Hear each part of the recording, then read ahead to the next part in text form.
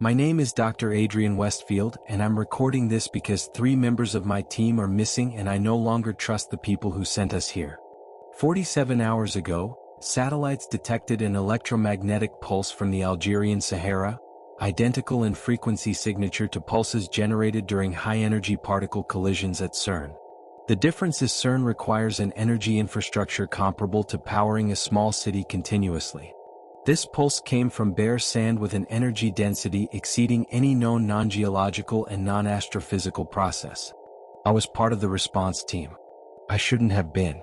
The pulse registered across multiple bands simultaneously, 2.8 GHz primary frequency with impossible harmonic cascades extending into terahertz range. NASA, the Chinese Tiangong Station, and ground observatories in Chile and South Africa all confirmed it at 3:47 Universal Time Coordinated.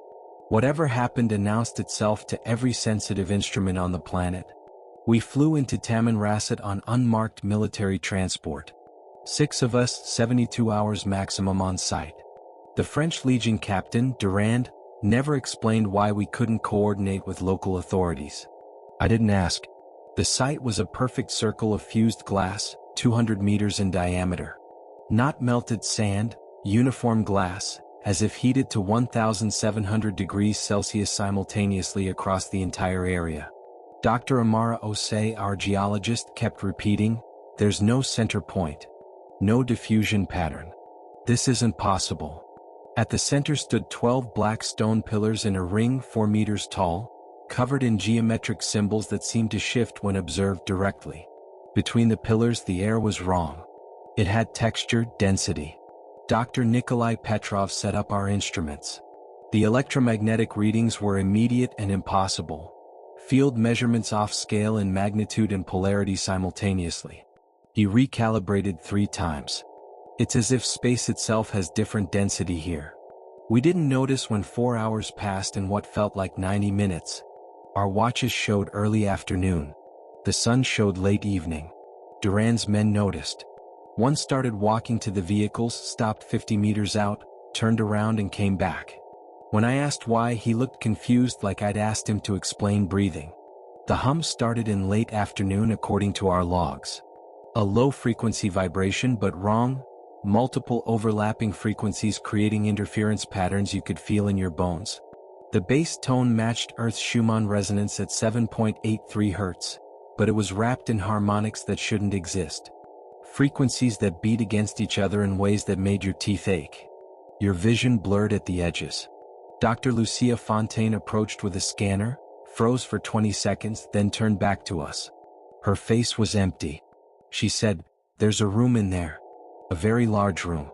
But the space between the pillars is only 2 meters deep."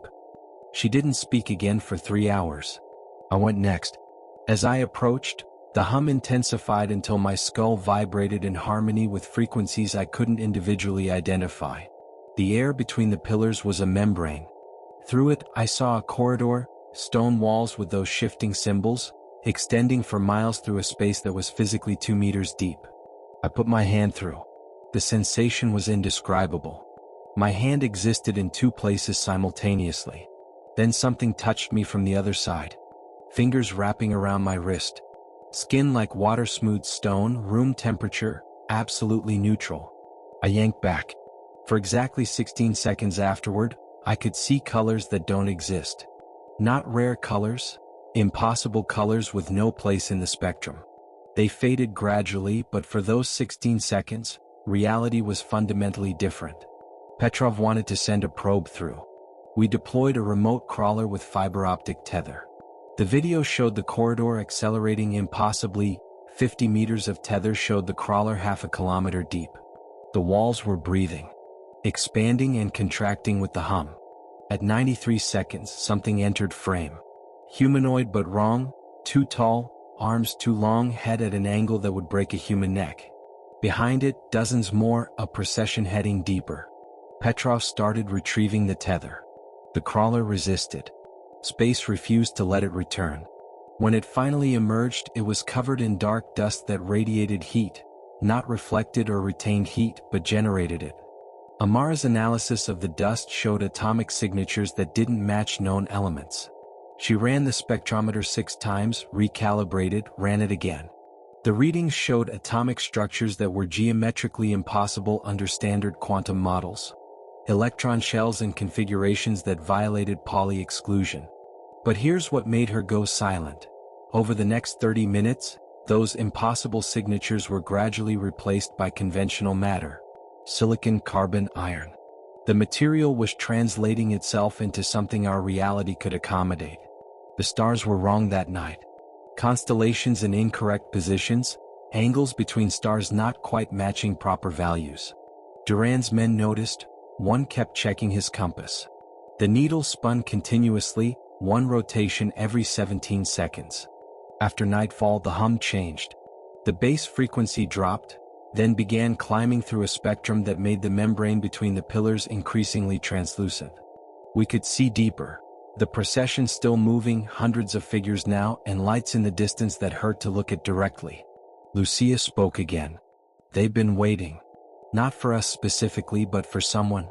The activation needs witnesses. It needs documentation. That's why we can see it. We stared at her. How do you know? Petrov asked. She touched her temple. They're explaining it to me. In a language I don't understand but somehow comprehend perfectly. Petrov stood, removed his equipment and walked toward the pillars. We tried to stop him but he moved with absolute certainty. Nikolai reached the membrane, looked back once and stepped through. We could see him on the other side moving down the corridor, but also somehow in multiple places simultaneously, his image fracturing across the membrane. He touched a wall. The symbols lit up brilliant white, spreading like electricity through circuits. All 12 pillars activated, pulsing with the hum.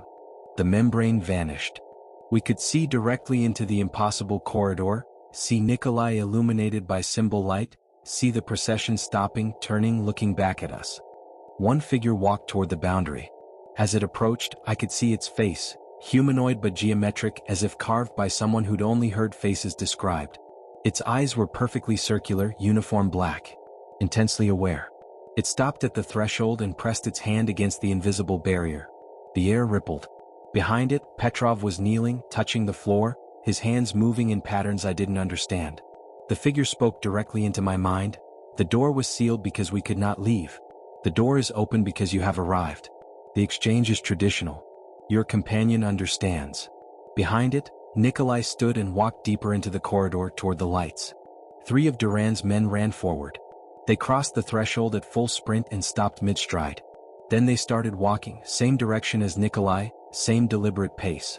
One turned his head toward us as he walked. His face was peaceful. He waved once, then continued into the depths. Durand ordered immediate evacuation. As we loaded equipment, the pillars blazed with light. 3 figures emerged, stepping through one at a time. As they crossed into our reality, they became more solid, more real. They stood facing outward, looking at the desert, the sky, the stars. One tilted its head back and made a sound, deep, resonant. A call or announcement. We were in the vehicles when satellites registered the second pulse. Identical signature to the first, but from 17 locations simultaneously. Peru, Mongolia, Indonesia, Antarctica, Mediterranean coast, Australian outback, others. All within a 3-second window.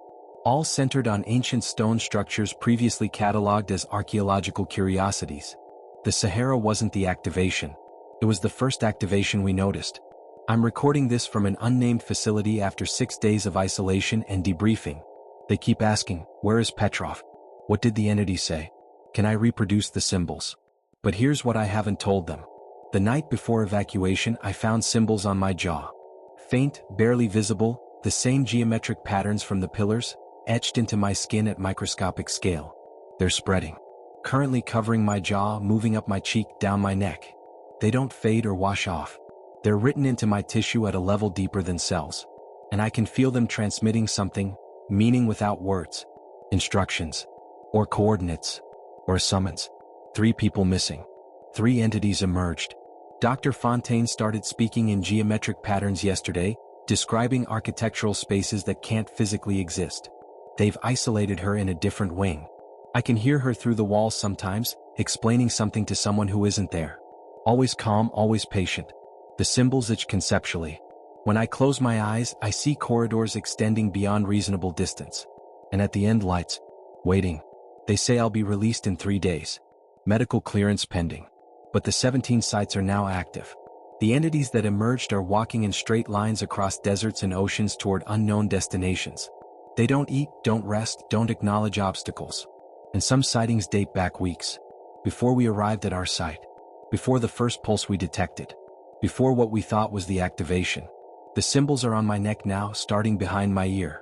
When I dream of corridors, billions of them, all connecting, all part of a structure our reality was built around. Or inside. Or as part of. Nikolai is in those corridors. I can feel his absence from here. The soldiers too. Lucia will be next, once the language finishes teaching itself to her. And then me.